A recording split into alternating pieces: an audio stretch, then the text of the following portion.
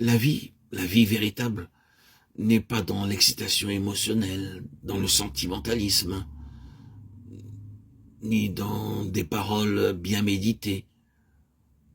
Les paroles de sagesse, les citations intelligentes, les arguments logiques et prudemment exposés ne sont pas obligatoirement vie.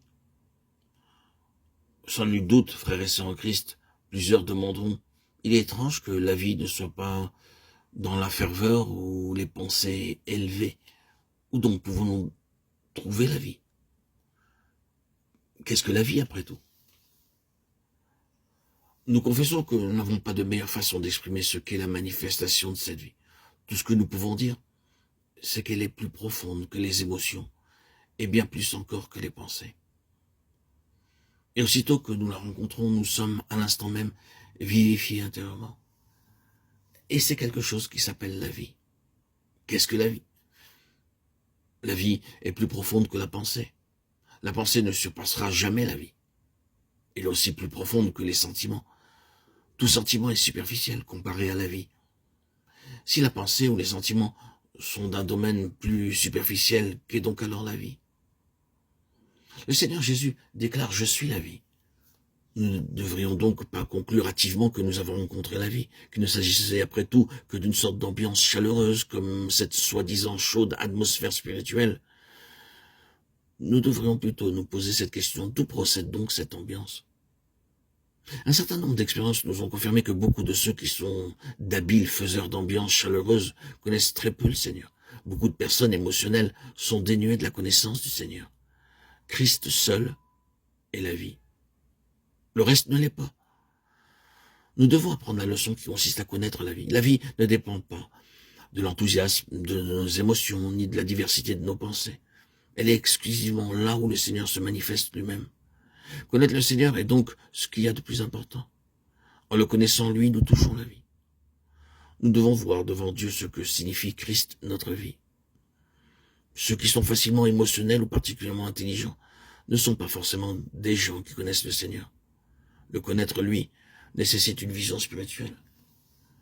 Cette vision est vie et nous transforme. Si nous connaissons le Seigneur comme notre vie, nous prendrons conscience de la futilité de tous nos efforts naturels dans le domaine spirituel. La conséquence sera que nous le regardons en lui seul. Lorsque nous avons cru pour la première fois au Seigneur, nous ne réalisions pas encore ce que signifiait vraiment regarder à lui.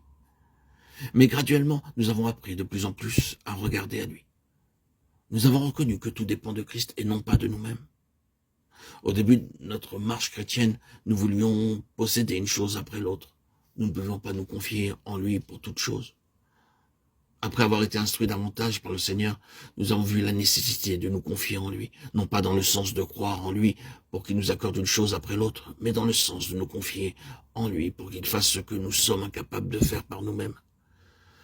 Quand nous sommes devenus chrétiens, nous étions enclins à faire tout par nous-mêmes. Nous pensions que rien ne se ferait, que presque tout s'en irait à la dérive si nous ne faisions pas les choses nous-mêmes. C'est la raison pour laquelle nous nous activions sans cesse. Plus tard, en découvrant que le Seigneur est notre vie, nous avons vu que tout est de Christ et non pas de nous. Par conséquent, nous avons appris à nous reposer et à regarder à lui. Souvenons-nous qu'au lieu de nous donner une chose après l'autre, Dieu nous donne son Fils. Pour cette raison, nous pouvons toujours élever nos cœurs et regarder au Seigneur en disant « Seigneur, tu es mon chemin. Seigneur, tu es ma vérité. Seigneur, tu es ma vie. C'est avec toi, Seigneur, que je suis en communion, non pas avec des choses même si elles viennent de toi. » Demandons à Dieu de nous accorder la grâce de voir Christ dans toutes les choses spirituelles. Jour après jour, nous serons convaincus qu'en dehors de Christ, il n'y a ni chemin, ni vérité, ni vie. Combien facilement nous prenons les choses pour le chemin, la vérité et la vie. Nous appelons vie une ambiance chaleureuse ou bien vie une pensée lumineuse. Nous considérons les émotions ou une conduite apparente comme étant une manifestation de la vie. En réalité, ces choses ne sont pas la vie. Nous devons réaliser que seul le Seigneur est la vie. Christ est notre vie. Et c'est le Seigneur qui vit et qui manifeste cette vie en nous. Demandons-lui de nous délivrer de tout ce qui est superficiel et partiel afin de pouvoir le toucher lui uniquement. Puissions-nous voir le Seigneur en toutes choses. Le chemin, la vérité et la vie se découvre en le connaissant lui.